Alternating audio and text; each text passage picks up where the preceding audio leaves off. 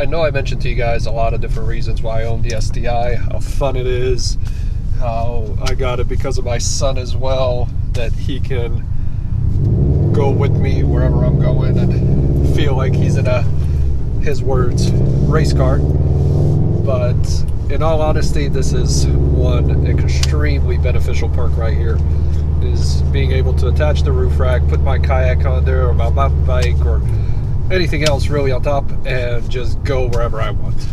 Now I know you guys are saying, well, you can do that with a lot of different vehicles, but come on, STi. This is actually the first time I'm going kayaking in this car. I took the roof rack off of my 2018 WRX and put it on my 19 STi. I did run into some issues, so when I had the roof rack on my 18 WRX, I had it on there for almost a year, and the bolts that were holding it down to the top of the roof were pretty much just stuck on there. I was in a bit of a hurry trying to get the roof rack off my WRX so that I could go and trade it in for this car. And basically what ended up happening is the bolts were just not coming out, so I grabbed a pair of pliers. I said, you know what, screw it, I'll just remove them, and I'll contact Thule later and get them to send me out, you know, 4 new bolts. I mean, really, how much could 4 bolts actually cost from Thule? Well, a lot. I go over to Thule's website, I find the user manual for this specific roof rack for this vehicle, and I find the bolts that I need within that user manual. I start digging through their website and I can't really find anything, but lo and behold, I was able to find bolts, which I wasn't 100% sure if those were it, because they didn't have the picture, but I went ahead and placed the order anyways. I sent Thule an email and said, you know, this is what I ordered, this is exactly what I need, I just want to make sure that that's exactly what I got. About a day later, they respond telling me that they don't actually sell any kind of parts for the roof rack, which I found kind of ridiculous. I mean, you strip one bolt and you're kind of screwed.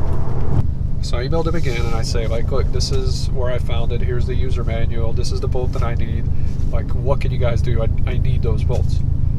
Whoever I was communicating with through email just did not have a pleasant attitude and just responded with, you can get those bolts through our kit, let me know if you want to order the kit and I'll give you a discount.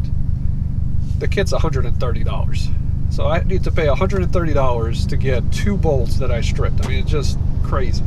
So before measuring anything, I go to Amazon. I was able to find very similar bolts. I order them. Of course, it's coming from China. I wait a couple of weeks. You know, I'm not even that much in a hurry because the weather really hasn't been kayak worthy just yet. But finally, I get them in. I look at them. They send me the wrong stuff. At that point, I know that within the next few days I'm going to be going kayaking, so I go and I grab, you know, a few of the bolts that I had laying around the house, and I just kind of start playing with it, and I find out that it's an M6 bolt. I take a little thin screwdriver, stick it in there, get, you know, the height of the bolt, and I go to Home Depot, and it was M6 by 40 millimeter that I needed to get. So $2 later, I had 4 new bolts, and I was able to secure the roof rack. It was just kind of ridiculous to think. I mean, I paid $600 for the roof rack. I even spent $200 for a bike rack attachment to the top, and they don't have any bolts in stock.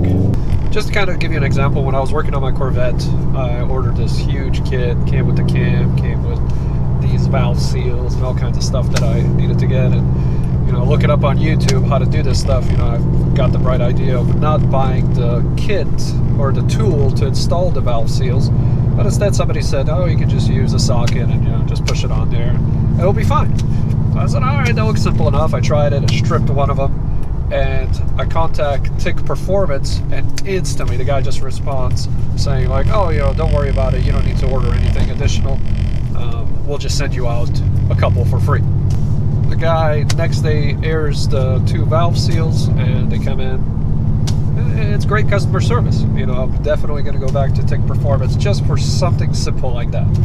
Now with Thule, I can't deny the fact. I mean, it's an amazing product. It looks super high quality. It fits perfectly. Everything is great about it.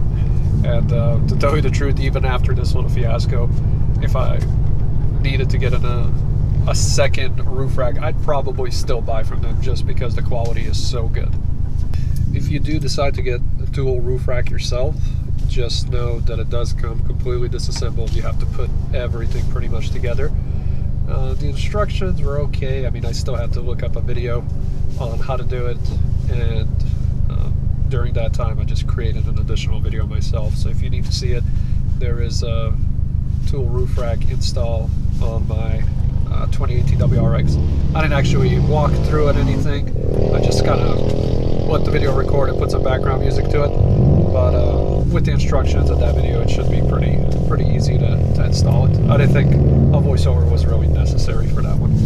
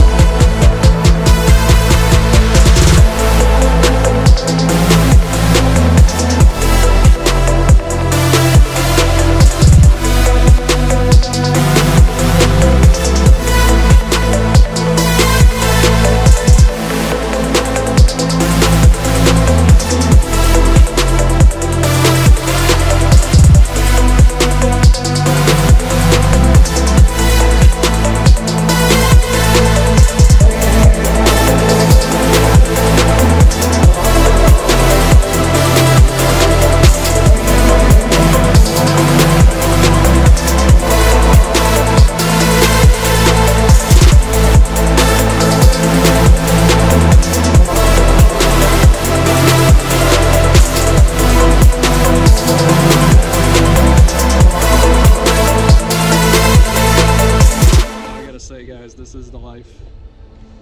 Until next time, see you later.